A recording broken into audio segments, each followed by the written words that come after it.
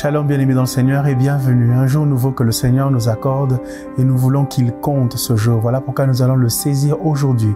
Il n'y a pas encore de demain. Demain viendra après aujourd'hui et demain sera meublé certainement de tout ce que nous recevons et que nous faisons aujourd'hui. Et aujourd'hui, nous recevons la parole du Seigneur. Elle est esprit et vie, elle transcende le temps, elle va dans le futur, elle vient de l'éternité et elle nous fait vivre au présent.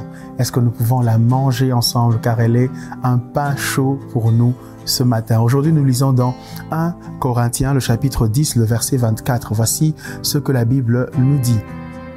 Que personne ne cherche son propre intérêt, mais que chacun cherche celui d'autrui. Et la méditation qui nous est proposée nous dit « Soyons généreux et charitables envers tous ». C'est très clair et c'est un engagement que nous devons prendre.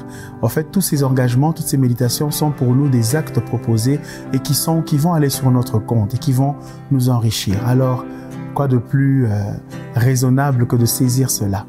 Comprenons que le Seigneur ne veut pas que nous n'ayons pas de regard sur les intérêts qui sont les nôtres, mais il ne veut pas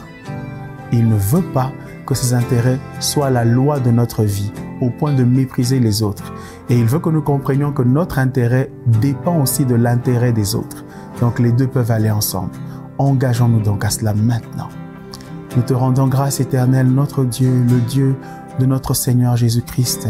Tu es notre Père et notre Dieu depuis ce sacrifice merveilleux que le Seigneur a opéré en notre faveur en donnant sa vie à Golgotha. Et tu nous donnes ta parole aujourd'hui afin que nous vivions par elle, que nous la serrions contre nos cœurs et que nous ne péchions pas contre toi. Seigneur, accepte nos vies alors que nous nous approchons de toi maintenant. Nous choisissons, ô Dieu, de défendre les intérêts d'autrui, de bannir l'égoïsme, d'être portés vers le bien de ceux qui nous entourent, hommes et femmes, qu'ils nous aiment ou qu'ils ne nous aiment pas. Nous ne voulons pas, ô Dieu, composer de mélodies autour de ces vérités, ô Père, ou de ces réalités selon lesquelles c'est difficile de faire ainsi.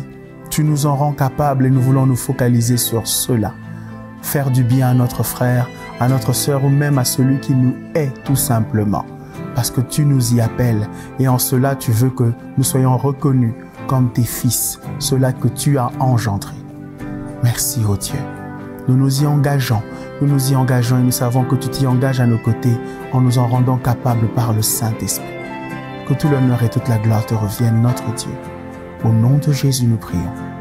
Amen. Gloire soit rendue au Seigneur. Que Dieu vous bénisse, bien-aimés. Shalom.